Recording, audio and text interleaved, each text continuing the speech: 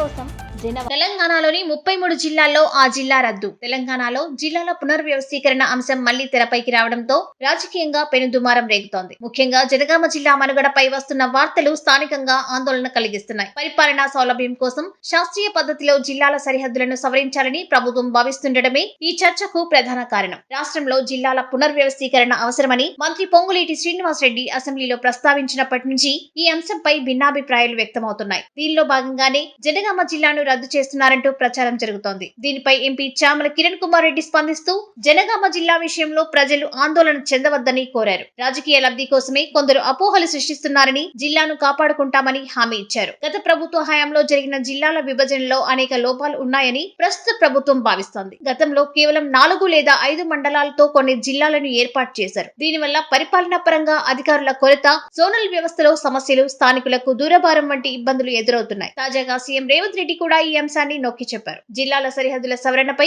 అధ్యయనం చేసేందుకు ప్రభుత్వం త్వరలో రిటైర్డ్ అధికారులతో కూడిన ఉన్నత స్థాయి కమిటీని నియమించనుంది. ఈ కమిటీ ప్రజల అభ్యంతరాలను, భౌగోళిక పరిస్థితులను పరిగణలోకి తీసుకుని సమగ్ర నివేదిక సమర్పిస్తోంది. జనగామ జిల్లాను రద్దు చేస్తారని వస్తున్న వార్తల్లో నిజం లేదని, అయితే మండలాల సర్దుబాటు జరిగే అవకాశం ఉందని రాజకీయ వర్గాలు చర్చించుకుంటున్నాయి. హన్మకొండ లేదా యాదాద్రి జిల్లా సరిహద్దుల్లో ఉన్న మండలాల విషయంలో ప్రజల విజ్ఞప్తులను ప్రభుత్వం పరిశీలిస్తున్నట్లు తెలుస్తోంది. పరిపాలన ప్రజలకు దగ్గరగా ఉండాలి తప్ప కేవలం రాజకీయ ప్రయోజనాల కోసం జిల్లాలు ఉండకూడదని ప్రభుత్వం యోచిస్తోంది. పార్లమెంట్ నియోజకవర్గాల ప్రతిపాదికన లేదా అసెంబ్లీ నియోజకవర్గాలను విభజించకుండా జిల్లాల పునర్నిర్మాణం జరగాలని నిపుణులు సూచిస్తున్నారు. మొత్తానికి రాష్ట్రంలో కొత్త జిల్లాల ఏర్పాటు లేదా పాత జిల్లాల విలీనంపై ప్రభుత్వం అధికారిక కమిటీ వేసిన తర్వాతే పూర్తి స్పష్టత వచ్చే అవకాశం ఉంది. మరిన్ని లేటెస్ట్ న్యూస్ కోసం మా జనవాణి టీవీని సబ్స్క్రైబ్ చేసుకోండి.